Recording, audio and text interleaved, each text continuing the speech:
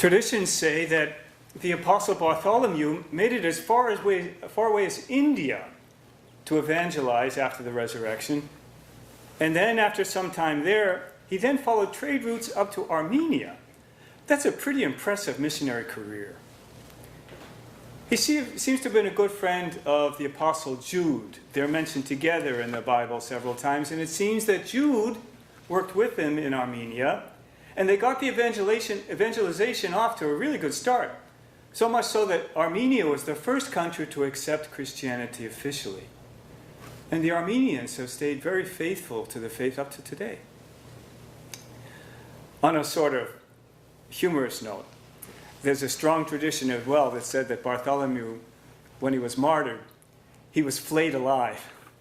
And so in the Sistine Chapel, Michelangelo has depicted him holding his skin. And because he was flayed alive, he's patron of tanners, leatherworkers, bookbinders, tailors, and butchers. He's called Bartholomew, which means, what it means is son of Ptolemy in the Synoptic Gospel. That would be his family name. And so what we hear in the Gospel of St. John just now, he's called by his given name, Nathaniel, which means gift of God. And his call by Jesus always piques our curiosity. What was he doing under that fig tree? Well, the stoning of the woman caught in adultery also piques our curiosity. We think of, well, what was Jesus revealing that those hypocrites had done when he was writing in the dirt? However, it's clear that Nathaniel is no hypocrite. That's exactly Jesus' point.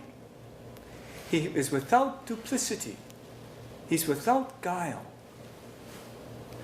In the context of this rich text, which announced, St. John wants us to see that Jesus is being announced as the one whom Moses and the prophets spoke about. Whatever Nathanael had done under that fig tree was indicating that he was a man with a pure heart, a true Israelite, really an icon of a faithful son of Abraham and of Israel, now ready to be called to receive the Messiah and the new covenant. However, we are not to know what Jesus saw under the fig tree. That was only between Jesus and Nathanael, not for anyone else. In this first chapter of St. John's Gospel, Jesus first calls Andrew and Philip. He looks at them. And then Peter. And then he looks at Philip. He calls each one. He looks at each one. Each one a deep, personal encounter with Jesus. So now we hear today how he touches Nathanael in a profoundly personal way. We're not told what Jesus saw Nathanael doing under the fig tree, so that you and I return to that moment. Return to those moments when the Lord has touched you. But we are to see that Nathanael's heart was pure and it was open. He wants to touch your heart.